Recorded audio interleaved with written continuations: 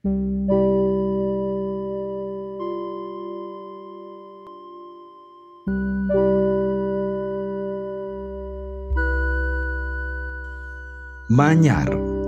adalah jenis burung dengan tingkat kreativitas yang sangat tinggi, sehingga mereka dikenal sebagai seniman yang sejati. Mereka merajut bahan-bahan sederhana seperti daun, rumput, serta tangkai menjadi karya seni yang mengagumkan yang menggantung di atas pohon. Karya seni itu bukan sekedar sarang atau tempat tinggal, melainkan juga menjadi bukti kecerdasan dan ketangguhan yang menyiratkan cerita tentang ketekunan dan kerja keras. Dalam membangun sarang, mula-mula burung manyar akan memilih lokasi yang strategis serta aman, yaitu lokasi yang dapat melindungi sarang dari predator serta cuaca buruk. Dan biasanya, mereka akan memilih cabang pohon serta semak tinggi.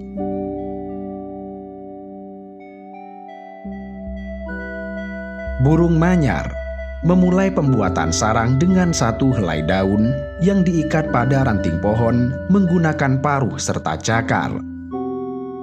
Cakar manyar memegang salah satu ujung helai, sementara paruhnya meraih ujung helai yang lain untuk diikat. Pada tahap awal membangun sarang, sebuah pintu masuk diukur terlebih dahulu. Ukuran pintu masuk ini harus cukup besar untuk dimasuki burung manyar, tetapi juga harus cukup kecil untuk membatasi masuknya predator. Dengan demikian, pembuatan sarang bukanlah pekerjaan mudah, sebab burung manyar harus mengukur secara presisi. Kendati demikian, burung manyar tidak menyerah dan tidak mengenal lelah dalam usahanya. Mereka melanjutkan pembangunan sarang dengan menenun dan menganyam helai-helai daun sedikit demi sedikit. Mereka menghubungkan helai-helai ini dengan hati-hati agar dapat menyatu dengan helai lain yang sudah mereka rajut sebelumnya, sehingga membentuk anyaman yang semakin kokoh dan berbentuk geometris, dengan ruang bagian dalam untuk tempat tinggal dan telurnya. Sarang ini bisa memiliki panjang antara 8 hingga 30 inci.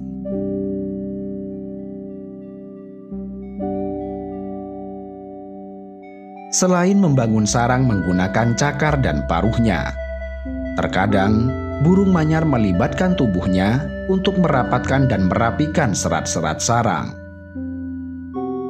Mereka menghitung dan mengatur dengan cermat tegangan yang diperlukan. Karena tanpa perhitungan semacam ini, sarang mereka akan lemah sehingga mudah runtuh. Mereka menilai apakah sarangnya rapuh atau kokoh berdasarkan ketegangan serat-serat yang mereka gunakan, juga melalui pengalaman dan insting hewani yang mampu merasakan getaran atau ketidakstabilan sarang saat mereka bekerja. Saat merasa sarangnya terlalu lemah dan berisiko runtuh, mereka akan memodifikasi proses pembuatan untuk memastikan kekuatan dan keamanannya. Dan hal ini menjadi contoh insting alami burung manyar dalam membangun sarang yang kuat dan tahan lama. Uniknya, beberapa jenis sarang burung manyar bahkan dilengkapi dengan pintu tipuan untuk mengelabui para pemangsa. Dari luar, pintu tersebut tampak menganga dengan jelas, tetapi kenyataannya, pintu yang asli justru tersembunyi di bawah sarang. Dengan pintu semacam ini, mangsa yang mencoba masuk melalui pintu tipuan akan menemui jalan buntu, karena pintu tipuan ini tidak terhubung ke rongga tempat telur atau anak burung berada. Berbagai spesies burung manyar memiliki ragam adaptasi, perilaku dan sifat yang berbeda-beda antara satu dengan yang lainnya. Perbedaan ini juga meliputi variasi dalam ukuran, bentuk, serta bahan-bahan yang digunakan dalam pembuatan sarang. Misalnya, spesies burung manyar di Afrika Selatan yang hidup dalam koloni besar. Mereka membangun sarang dari rumput-rumput yang kaku dan kering. Dan bersama koloninya, mereka membangun sarang besar sehingga dapat menampung antara 100 hingga 300 ekor burung.